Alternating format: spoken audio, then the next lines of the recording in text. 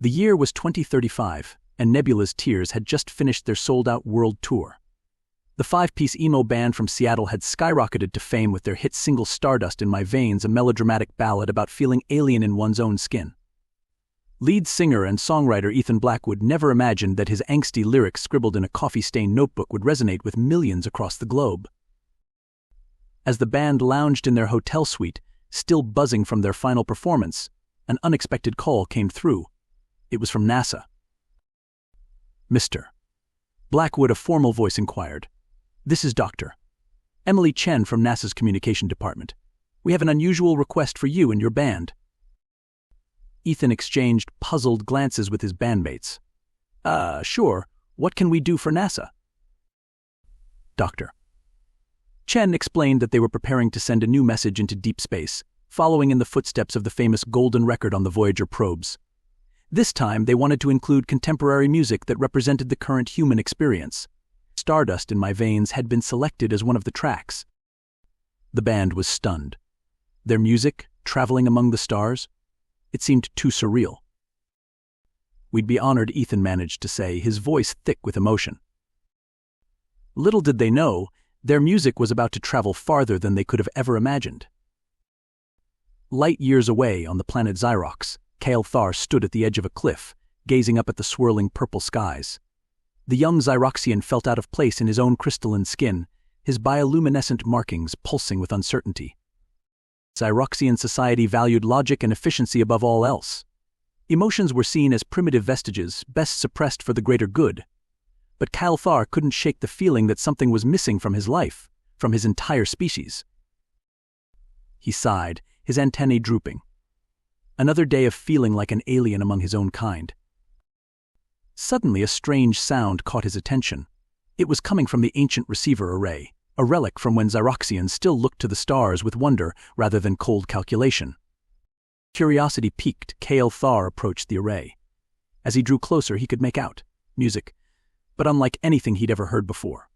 A haunting melody accompanied by raw, passionate vocals in an unknown language. "I'm stardust in a universe that feels so wrong. Drifting through the void where I don't belong." Kale Thar's translator implant struggled to make sense of the alien words, but the emotion behind them struck him like a bolt of lightning. For the first time in his life, he felt understood. He stood there transfixed as the song played on. Tears of biological functions Zyroxians had long suppressed began to stream down his crystalline cheeks. As the final notes faded away, Kale Thar knew he had to share this revelation with others. He downloaded the transmission and raced back to the city, his heart pounding with a newfound purpose. Months passed on Earth. Nebula's Tears had begun work on their next album, the pressure of following up their massive hit weighing heavily on them. Ethan found himself staring at blank pages, the words refusing to come. Then, one ordinary Tuesday afternoon, every screen on the planet flickered to life simultaneously. The image of a strange crystalline being appeared, its skin shimmering with bioluminescent patterns. "People of Earth," the alien began, its words translated into every human language. "We are the Zyroxians. We come in peace, brought here by an unexpected ambassador, your music."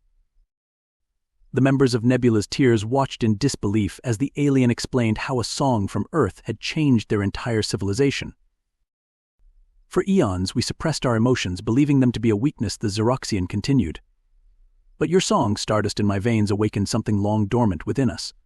It became our planetary anthem, sparking a renaissance of feeling and creativity across our world." Ethan felt the room spin. His song, his words, had reached across the cosmos and touched an alien civilization. The magnitude of it was almost too much to comprehend.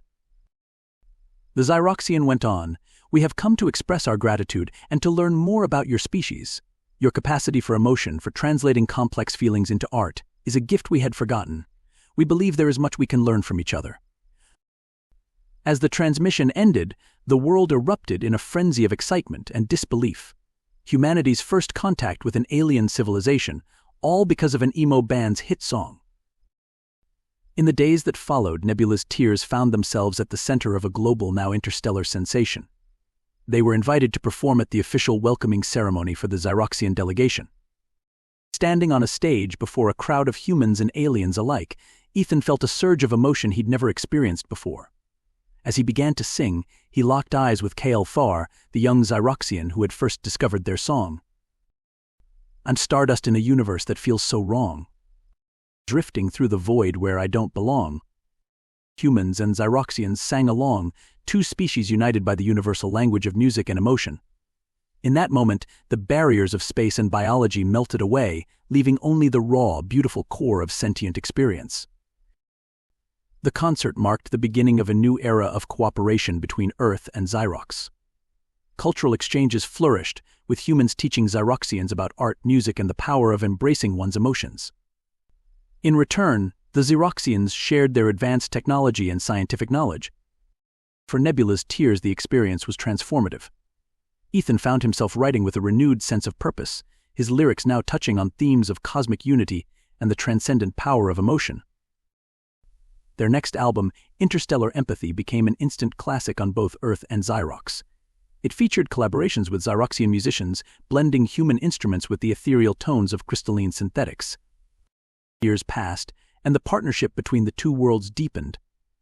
Zyroxian society underwent a dramatic shift, rediscovering the value of emotional expression and creativity. They established their first-ever Ministry of Culture, with HFY at its head. On Earth, the influence of Zyroxian thought led to breakthroughs in technology and consciousness studies. The exchange of ideas sparked a new age of innovation and self-discovery for both species. Through it all, Nebula's tears continued to create music that bridged the gap between worlds. They became cultural ambassadors, their concerts drawing mixed crowds of humans and Zyroxians, all swaying together to the universal rhythm of emotion. On the 10th anniversary of First Contact, a special concert was held in orbit above Earth. As Nebula's tears performed on a space station, their music was broadcasted across both planets. Ethan, older now but with the same passion burning in his eyes, stood at the microphone. The familiar chords of Stardust in My Veins began to play, but this time with a twist. HFY joined him on stage, adding Zyroxian harmonies to the human melody. As their voices intertwined, weaving a tapestry of interstellar understanding, Ethan reflected on the incredible journey that had led to this moment. From a lonely boy scribbling lyrics in a Seattle basement to a unifying force for two civilizations, all because he had the courage to express his deepest emotions through music. The final notes of the song hung in the air, resonating through the space station and across the stars. In that moment, both humans and Zyroxians felt it, the profound truth that despite our different origins, we are all made of the same cosmic dust, all part of the grand, beautiful, sometimes painful experience of existence. As the applause thundered through the station, Ethan smiled at his Zyroxian friend. Who would have thought that feeling like an alien could make you the perfect ambassador to actual aliens? The universe, it seemed, had a poetic sense of humor, and somewhere out there perhaps another civilization was just beginning to receive the signal, about to embark on their own journey of cosmic self-discovery. In the end, humanity's gift to the stars wasn't our technology or our scientific knowledge, it was our ability to feel deeply, to transform our pain and longing into art, and to reach out across the void with open hearts. That truly was humanity's greatest hit.